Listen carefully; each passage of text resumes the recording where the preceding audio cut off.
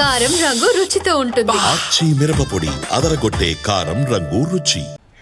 Operation Sindoor ఎందుకీ పేరు?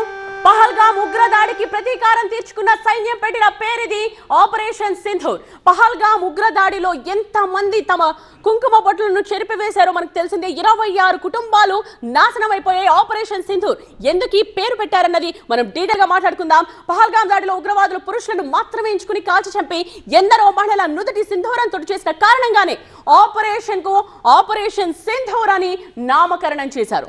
Symbolic గా మనం కూడా సింధూరాన్ని కూడా మనం చూడొచ్చు. ఒక బౌల్లో సింధూరం పెట్టి అక్కడ మనకి సింబాలిక్ గా పెట్టారు.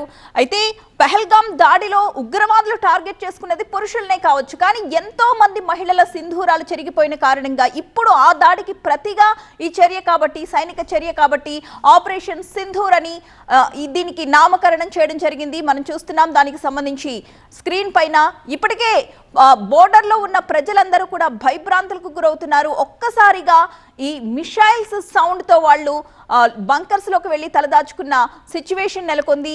ఈ నేపథ్యంలో మనం గత 3 రోజులుగా చూస్తున్నాం. మాక్ డ్రిల్స్ ఎక్కడికక్కడ నిర్వహిస్తూ ఉన్నారు. బోర్డర్ ఏరియాస్ ఏవైతే ఉన్నాయో, గుజరాత్ కావచ్చు, పంజాబ్ కావచ్చు, జమ్మూ కాశ్మీర్ కావచ్చు, ఈ ప్రాంతాల్లో ప్రజల్ని, స్కూల్లో చదువుకుంటున్న విద్యార్థులకు, వీళ్ళందరికీ కూడా సడన్ గా యుద్ధం వస్తే ఎలా తమని తాము రక్షించుకోవాలి, సురక్షిత ప్రాంతాలకు ఏ విధంగా తరలి వెళ్ళాలి, ఎవరైనా గాయపడితే వారిని ఎలా మోసుకుంటూ వెళ్ళాలి, ఇట్లాంటి ఎన్నో విషయాల మీద ఒక అవగాహన కల్పించారు. దాంతో బంకర్స్ లో తలదాచుకుంటున్న ప్రజల్ని కూడా మనం చూస్తున్నాం.